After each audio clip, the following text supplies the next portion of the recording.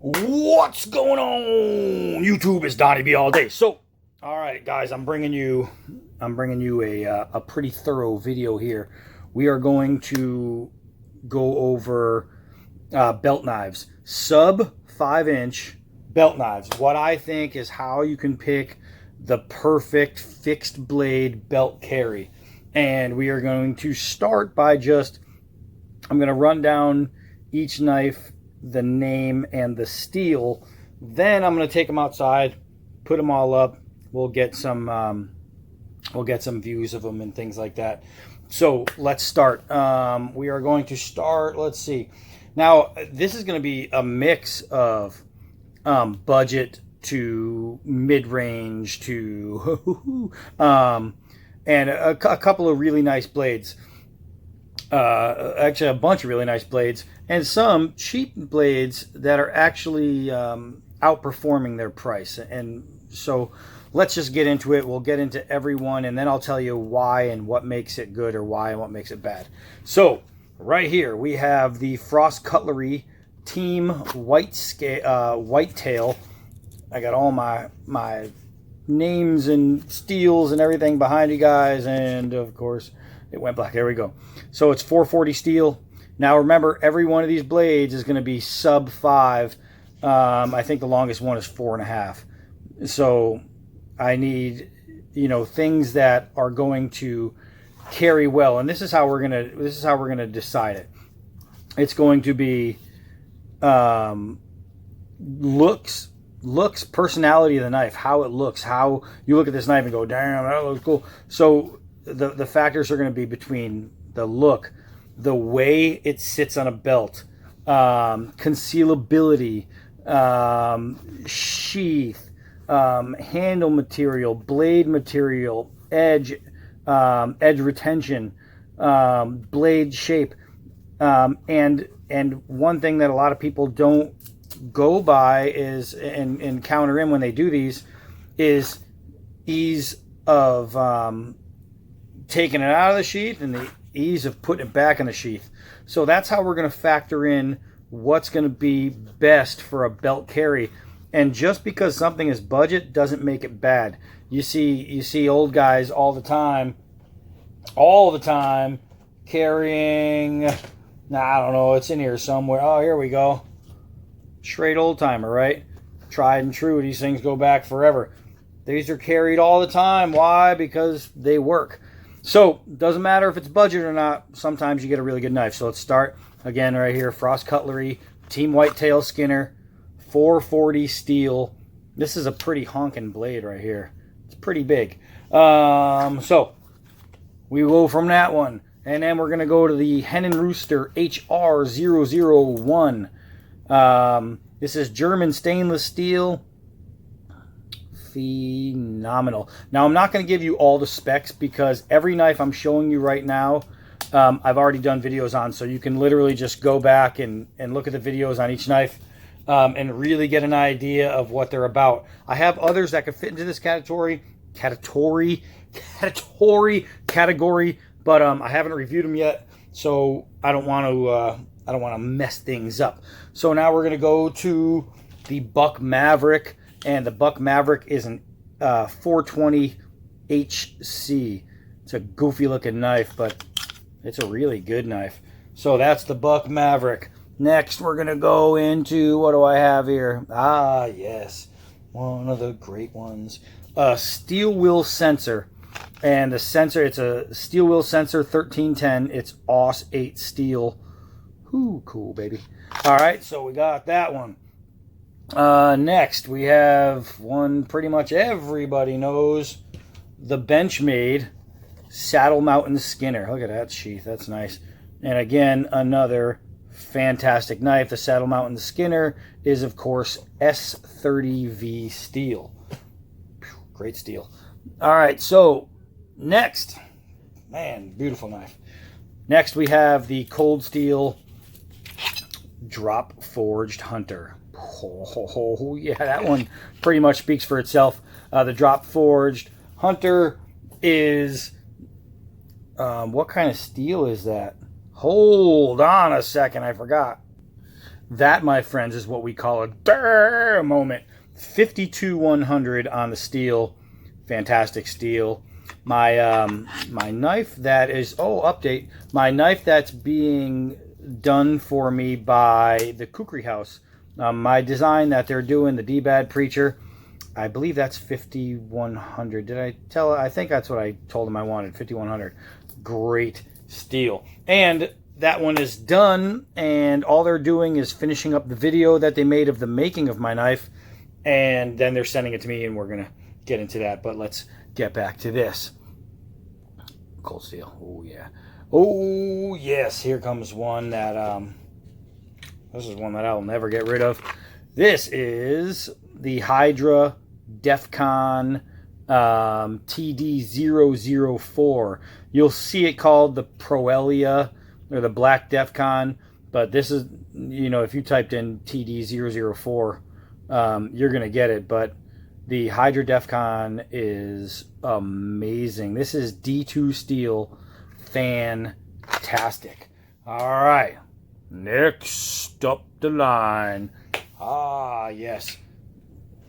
Almost grabbed the wrong knife. All right, so this one right here is the Oerla OLHM-012 in 420HC, and this knife is fantastic. All right, so let's move on from there. Let's go. Oh, man, great knife. This is the Buck 539. Oh my goodness. And now they sell these in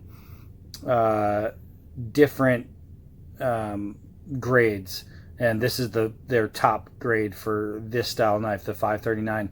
This one is an S30V steel. You might remember that from the Saddle Mountain Skinner from Benchmade.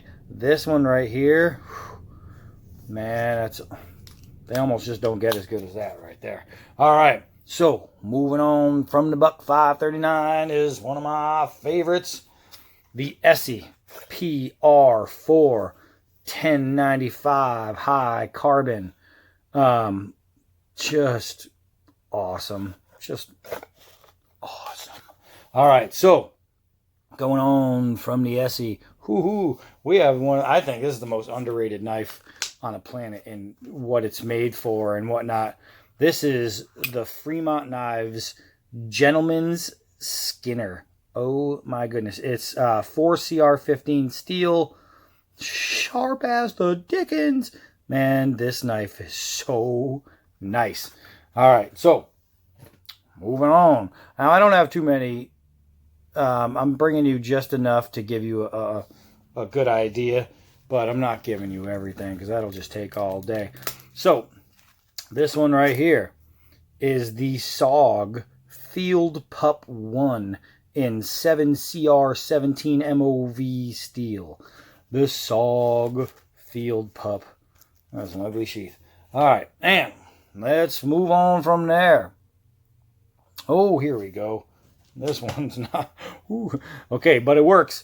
This is the Chip-Away Cutlery Beaver Tail in 440 steel. If it looks like that tip is kind of rounded, it's kind of because it is. But the knife does the job. All right, so going on from the Chip-Away, we have another Hen Rooster blade. This one's just pretty, man. This is just pretty. Look at this. Just even before you take it out, it's gorgeous. Look at that. So the Hen Rooster HR5014, also in German stainless steel. That's a good-looking blade right there. That one's one of the craziest blades. I don't like it. Weird characteristics. Okay, the Condor Game Surgeon. That is this one right here, and this is 420 HC. This is a fantastic little Skinner right here. So, getting near the end here, we have, well, you guys already have seen it, the Schrade Old Timer Skinner. Now, you're thinking to yourself, wait, that's not the Schrade Old Timer Skinner. It used to come up all the way to a point, right? But we had an accident, so I reshaped the knife. I modified it, and I was kind of inspired by that Condor. And this thing is so much better now with that tip shortened and giving it a sharpened top. this thing penetrates like crazy, and it's stronger because now there's more thickness at the tip. And since I love to throw this thing, well, you know, I got to make it stronger at the tip. All right, and the last one in this list, but definitely not the worst one. This is the Utica UTK S4 in 1095 steel. So what we're going to do is we're going to take all these outside. I'm going to place them all so you can see them. We'll get a view, all of them in the sheath. We'll get a view, all of them outside of the sheath. And we're going to go over which style would be the best for an everyday carry. And again, I have another steel wheel coming. It's a shorter Druid, and it's phenomenal, and that would definitely fit in this group. But since I didn't get to it, we're going to exclude it from this one right now. All right, so let's go. All right, so let's start with some in the sheath. What do we have here? And comparably, you know, sized, they're all fairly comparable. You know, you have your Benchmade, hen and rooster, condor, chip-away, frost, and we got a buck, and we've got the Black Defcon and the Oerla, the Steel Will, the Fremont, the of course blah blah blah blah, the UTK, wow, the Essie, the Schrade, the Buck, the Cold Steel, and the SOG. So now let's get into lengths. So we are going from, you know, easiest to hide. We're going to be talking about some of these little skinners, right? Those are going to be pretty simple to hide between, you know, your Buck, your Schrade, your Condor. Those are going to fit well anywhere. You can even throw the other Buck in there. It's slightly longer, you can see, but it still hides. Now what we're going to do is we're going to line them up by belt loop to where they would actually hang. So I'm going to put the edge of the belt right here, so you'll see where, how, and you know what each one would fit like. And so that'll get you the best idea on if it's concealable or not, because obviously the lower the hang, the less the conceal. So right away you can see that Condor is going to sit really low. I mean, really high. So that's going to hide really well. I'm going to line them all up and then I'll show you. All right, so you can see that if this was the belt and this is how low they hang. Now this one I have at an angle, so I mean, who knows, it could be a little higher, a little lower. These are adjustable right here. So that, you know, it's kind of hard to say, but it shows how I like to wear them nice and high. I like them out of sight. But you can see this one right here. This is the that Proelia, the Black Defcon. This thing can hide, that Hydra. It sits so high and so well. It is the absolute perfect height to put under a shirt. Your Steel Will, your Oerla, even the UTC, you can see how absolutely low those hang. And you think about it, this is the width of a belt right here. That's only sticking out an inch beyond the belt. That's fantastic. So then you go down the line and you can see where they all go, and then you get all the way to the end, and the lowest hanging knives are going to be your SOG, the Cold Steel, the Gentleman Skinner, the Essie, the Frost, and then obviously it goes on and on and on. But that is how they all sit on a belt, so you get a really good idea of the hang. You know what I mean? And that's important if you need to conceal. If you don't need to conceal, then really who cares? Then it comes down to just how does it wear, how does it feel. So what I want to do now is, because we have all these blades right here, what I want to do is I want to separate my top 10, and then we'll break it down from there. So hold on. Okay, so now we're set up. So now my top 10 is going to be down here.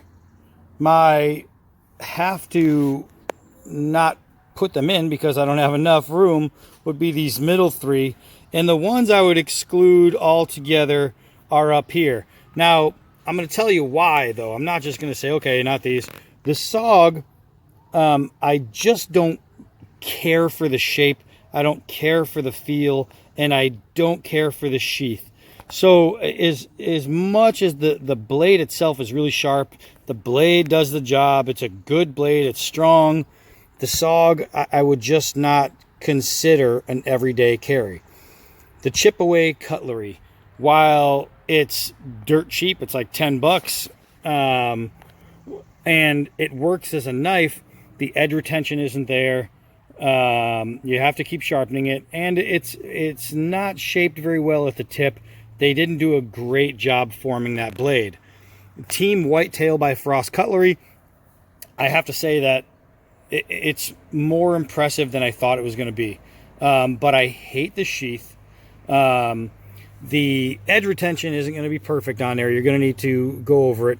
And the smooth plastic scales just don't do it for me. Now, this one kind of throws you off a little bit. This guy is surprising, right? You look at it, it's one of the most beautiful knives you'd ever look at. I mean, it's just gorgeous. But I showed you before that you can run yourself across this edge and not cut yourself. But then, so I was thinking to myself, wow, this has got to be the dullest knife on the planet, sold. And I just couldn't believe how much it would not cut anything. And then I took it into the kitchen. And you guys remember, if you watched that video, this thing went through meat like it was air, which is the craziest thing. But if I'm talking about an everyday carry that I need for every use and not just for cutting meat, I have to exclude that one. Getting into my mid-range knives, and a lot of people would think, wow, how can this Schrade old-timer crap be even considered, not in that group. This knife, as much as people want to talk crap and as much as people want to believe that it's not good, this Schrade old-timer, no matter what you get, if you get the what they make them in different steels as years ago, it doesn't really matter. Everybody think, oh, it's weak, it's cheap, it's blah blah blah. This one right here is about 10 years old. I chipped the tip this year, and it was probably, I don't know, I've thrown it over 500 times, so it was probably number 501, and I ended up chipping the tip, but I made it stronger. And this knife is literally one of my favorites. I mean, I have 10 right here, but this one's not too far out of there. With the new tip, it's fantastic. This little buck right here is a fantastic little knife, but it just doesn't have some of the characteristics of these guys right here. Is it sharp? Yeah. Is the sheath good? Yep. Does it conceal well? Yep. But it's got a really thin handle. And for me, with my hands, that's what knocks that one out of the grouping.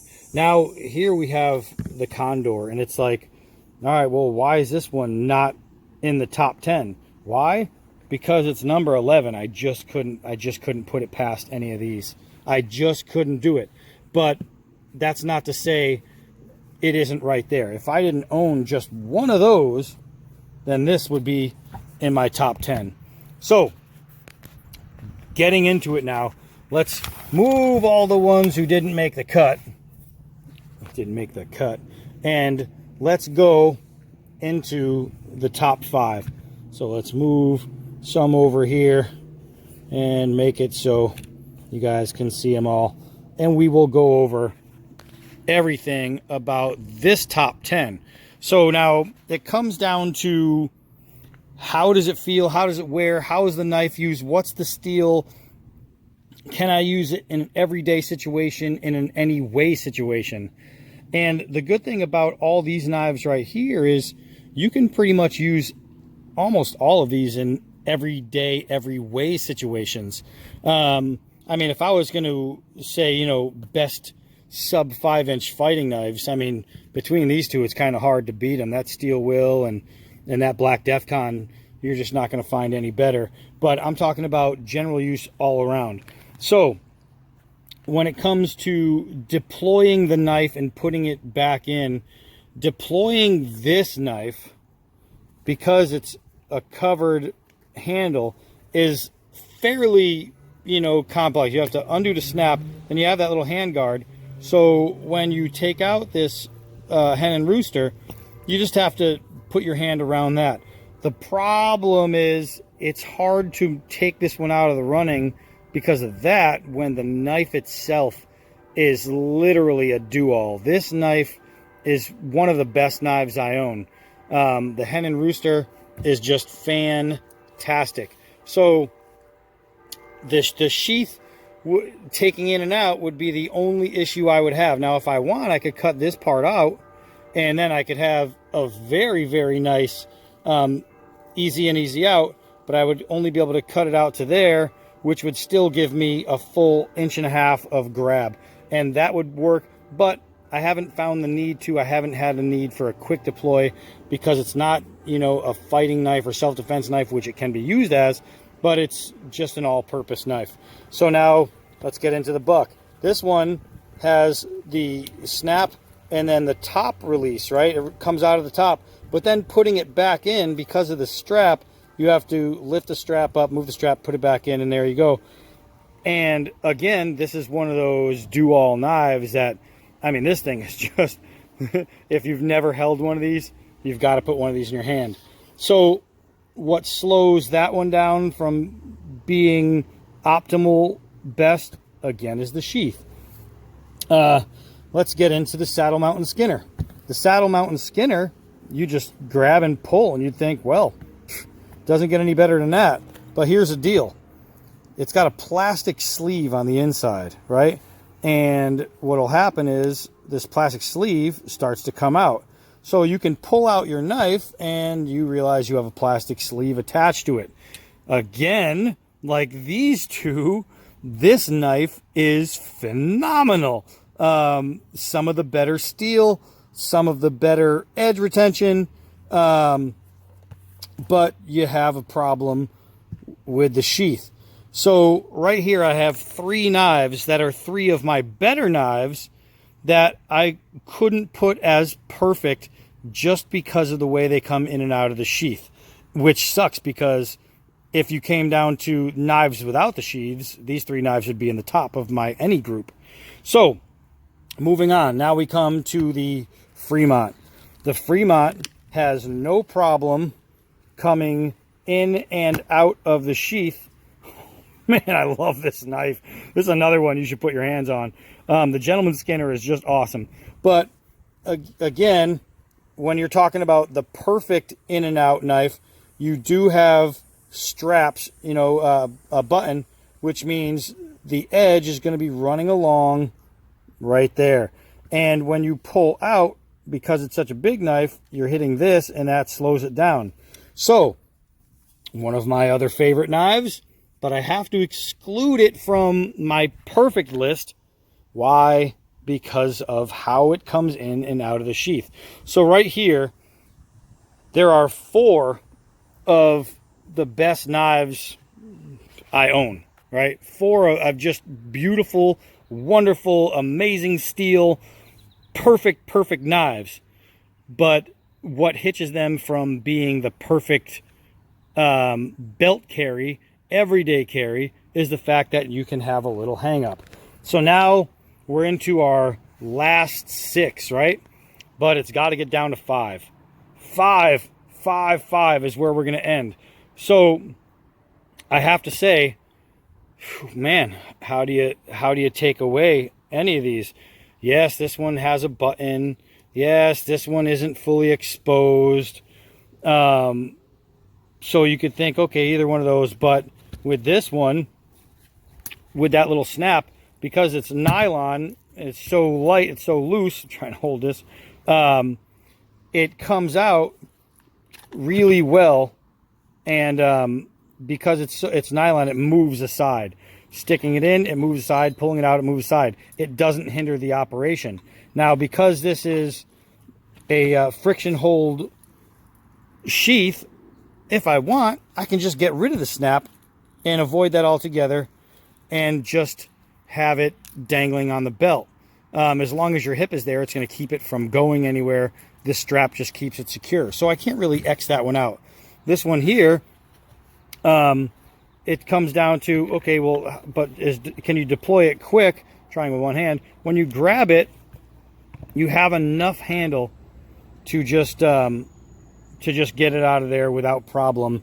And it makes life pretty simple when you have a knife that great that you can do that with. So it comes down to, out of these 4, which one would I exclude from my top 5?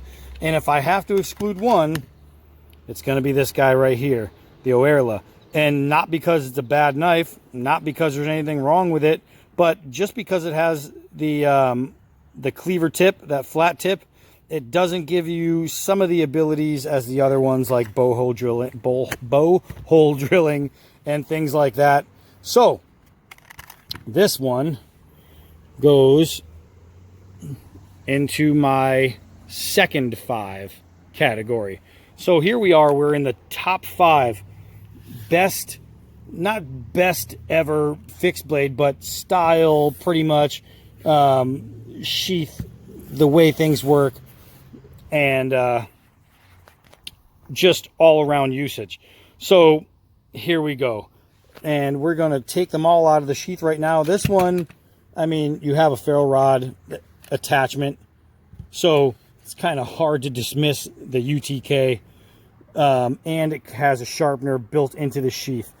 That is just phenomenal.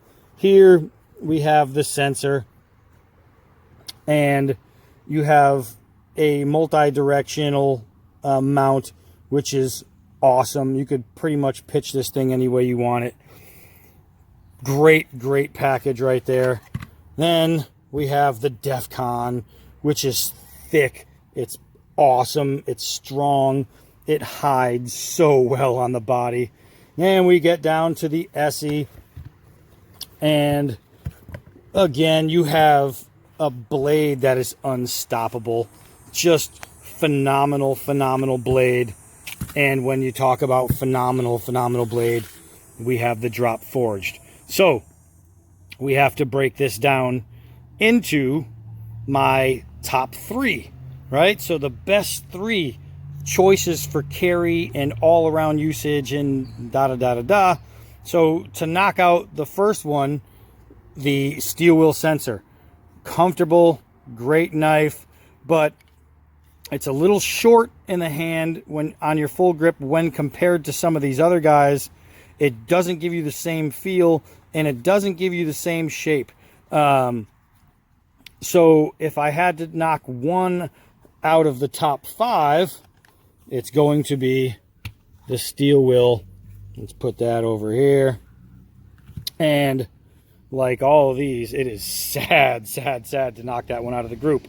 So now we are down to 4 perfect knives, sub 5-inch, to carry on the belt. So how do you get rid of one? Well, the one out of all of these that's the hardest to get out of the sheath, even though it's not hard, would be probably maybe the best knife out of the group, and that is the SEPR4. As much as I would not want to get rid of this one out of the group of perfect carries, because this is probably, you know, one of the most perfect knives you can own, because this sheath is a little bit more difficult than some of the others. The SE goes out, and we are down to 3 knives to carry, 3 knives to belt, and 3 knives to secure anyway. So I'm going to try to line them up to the heights, and we will go from there. And this is what we have now. The cold steel, I mean, if we were talking about, oh my God, if you're going to take one into the woods and live with it forever, I don't know. It's kind of hard to dismiss this guy right here. This is phenomenal. You talk about sharp and strong. Oh my goodness. But what do we have here? That's how they all hang on the belt. That's how they all hang on the belt. So if this is the top of the belt, look how far that goes down compared to these. And when we're talking about concealing, then I have to say that can't be in the top 2. And so now we're come down to this. We come down to this. And one of them is going to hang a little bit lower, but it's going to have more blade. You have a ferro rod and you have a sharpener, and it's just a great knife. You have 1095 high carbon. You have extreme comfort all the way through. This thing is strong. It's jimped. It's thick. It's amazing. This knife is awesome. You could carry that anywhere and everywhere. And then you have this. And you think to yourself, well, the blade is smaller. You don't have all the cool little gadgets that come with the other one. But what you do have is you have a stout, thick, perfectly made knife that is more, I think, look at, you can feather stick, you can do, cutting, slicing, you can use it for prepping food, you can use it to knock the skin off an animal, you can use it to drill bow holes, you can use it to notch, you could use it to do all kinds of things. But you can also use that one to do all kinds of things. So what would be the main difference for me in a perfect, remember, this is a perfect everyday carry, belt carry that I would want to put on my body to be A, concealed, B, useful, and C, it's just got to feel great.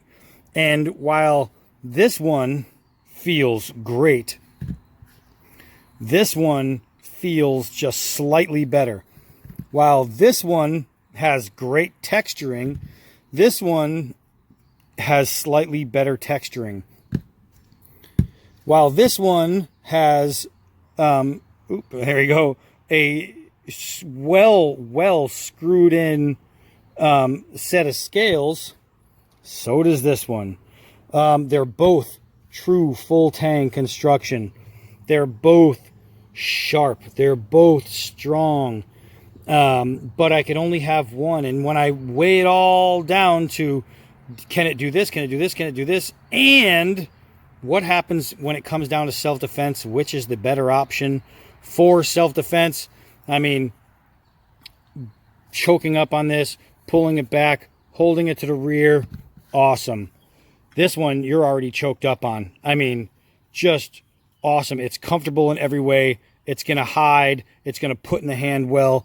And if I had to choose just one knife to be the perfect everyday carry for a belt knife, you'd think, well, how could it not be any of these?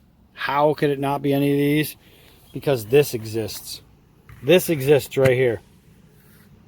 This knife, when it comes down to putting it on a belt, bringing it with you anywhere you go, except the airport, or court, don't go to court with this, it's the perfect knife. It's the perfect knife. It can do whatever I need it to task out to do. It hides absolutely perfect on my belt. It's just an amazing feeling knife. It's amazingly strong, super strong, crazy sharp. You're talking about D2 steel. The tread pattern on the grip is really comfortable. The sheath is very well made. It's a multi-position sheath. You can take it on and off the belt without having to remove the belt. Let me try to do this with one hand. I can't do it with one hand. So, yes, I can. So there you go. You can take it on and off the belt. It's a friction hold. It's fast deployment. It's fast to put it back in. And I don't know, guys. This one right here, if you're looking for a knife that you want to carry 24/7, you could take it to bed. This one right here is something that should be strongly considered. It is fantastic. It covers every point of how you'd want to wear a knife, where you're going to wear a knife, how comfortable, how to get it out, how sharp, how strong, how easy to sharpen. And I haven't had to sharpen this yet. This thing has still got its natural edge. And you can see all the little marks. I use this thing. Just a great piece. I'm telling you guys, if you have the chance, or you do have the chance, you're on a computer right now, look one up, buy one, use one, love one. It is freaking amazing. Not to say you'll be unhappy with any of those, even the budget guys. You never be unhappy with any of these, and I mean never be unhappy with any of these. These are all phenomenal.